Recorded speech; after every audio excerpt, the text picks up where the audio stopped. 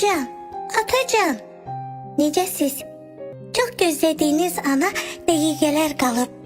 Bilirsən Atacan, anam seni çok sevir. Elə mən də çox sevirəm.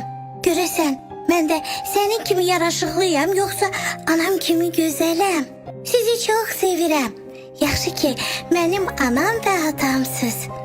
İndi isə, eğer benim kim olduğumu bilmək istəyirsinizsə, benden bir yerde saymaya başlayın. 10, 9, 8, 7, 6, 5, 4, 3, 2 ve 1. Bir ömür tutum senin o hevessiz ellerini. Yaş verim gözlerinde boğulmadan en derini. Bir kızım bir de sen ol, istemiyorum başka biri. Sevgiye inanmayan varsa oğlum ben delili. Bana sensiz olmur bir nefes ama.